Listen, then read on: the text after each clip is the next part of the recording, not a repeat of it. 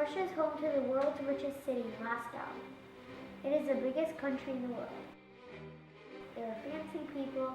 There is a beautiful agriculture. There are proud people who pride themselves on intelligence and hard work. Russia has given the world some of our greatest scholars and athletes. They have hosted the World Cup and the Olympics.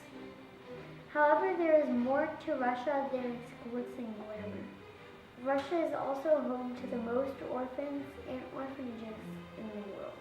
In 2007, the Education Ministry of Russia has classified almost 700,000 children as orphans. Most of these kids have been abandoned or taken away from their parents. Often these children experience neglect, abuse, and cruelty. This is their story.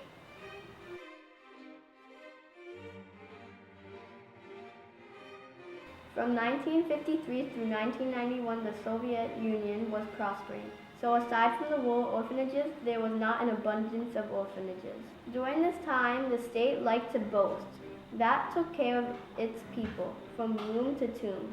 It was a time of communism, when free speech was not allowed. And if you went against the political agenda, you could be imprisoned or killed. The government, though corrupt, still believing in educating the children during this time, even if they had no family.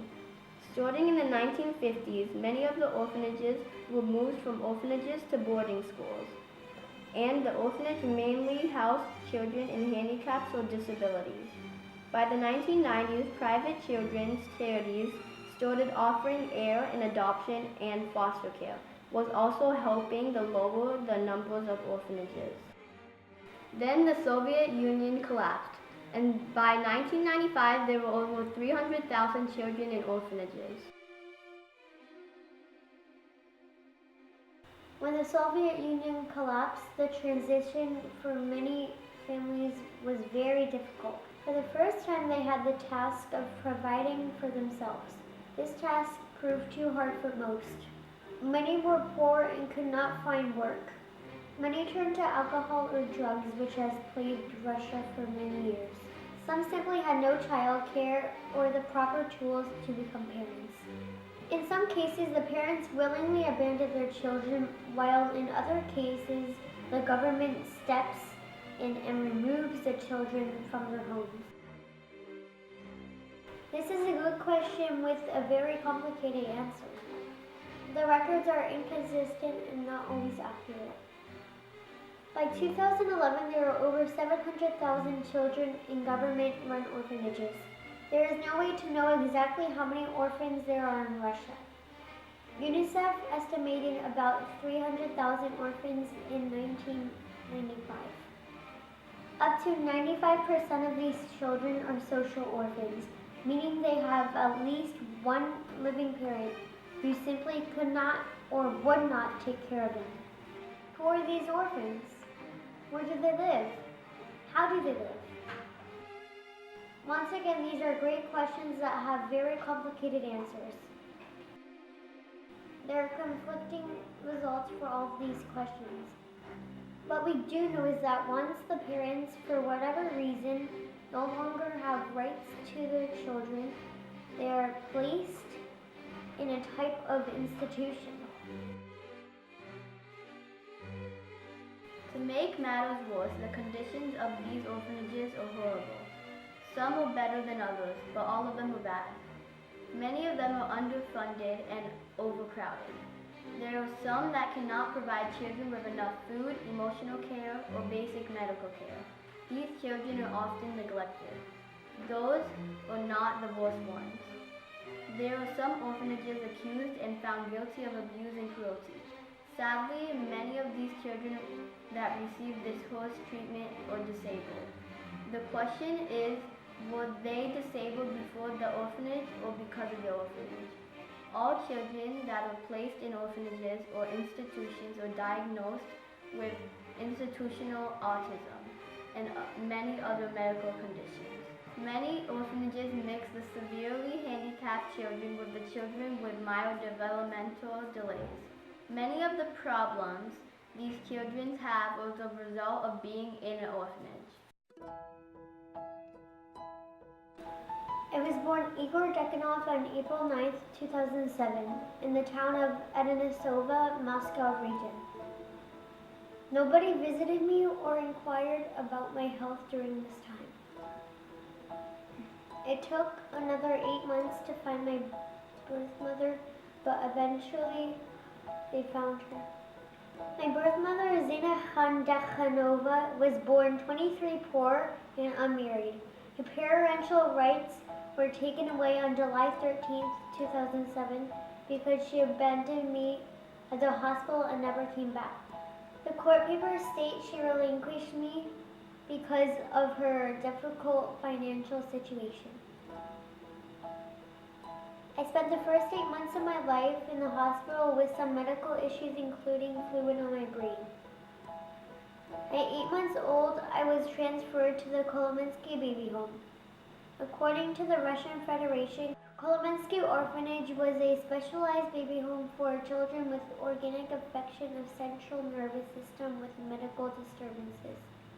At 15 months old, I met my parents. Mom, tell me what it was like meeting me for the first time. It was love at first sight.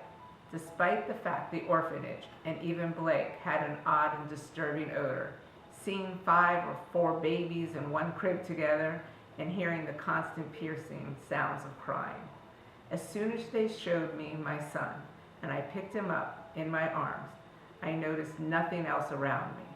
Gone was the obvious cries for help and the stern and emotionless stares from the orphanage workers. The children were in cramped quarters, none receiving milk after 4 months of age due to cost. The toys were sparse and broken, the clothes dirty and ill-fitting, but none of it mattered. I kissed and held my son for the first time, and I felt a love that I had never experienced before. I did not care that his eyes couldn't focus, that his legs were not strong enough to walk or really even crawl, or that his stomach and cheeks were full and swollen from starvation. Once he was in my arms, he never cried again. The social workers and even orphanage director were shocked that he was even smiling and laughing. I think it may have been the first time. Those visits, and there were 4 separate visits to Russia, were times I will never forget. I was warned by staff that while Blake had a pleasant disposition, he had not reached any of his milestones, and they could not promise me he had the mental capacity to be normal. They were right. He was never normal, only extraordinary.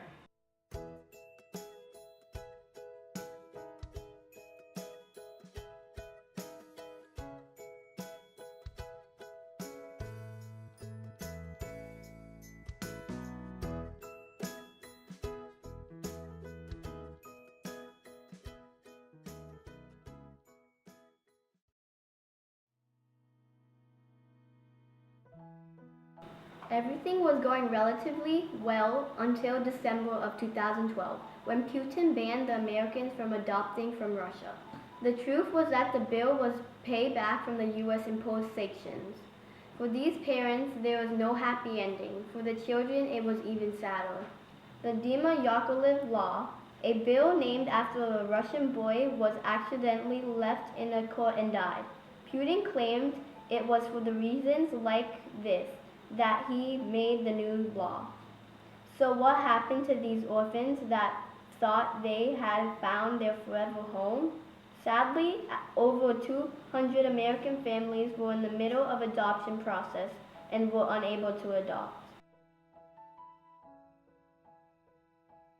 April 29, 2007 was the day Blake became a U.S. citizen. It was the happiest day of my life. The adoption process was difficult, and I was told that Blake may always have developmental delays. He didn't know how to eat solid food or speak or even understand English. His eye contact was limited, and his night tremors happened every time I put him to bed. He had to have occupational therapy, physical therapy, and speech lessons. He had to understand that he was safe and loved. I know I changed this little boy's life, but not as much as he changed mine. He is one of the lucky ones, but I am the luckiest of them all.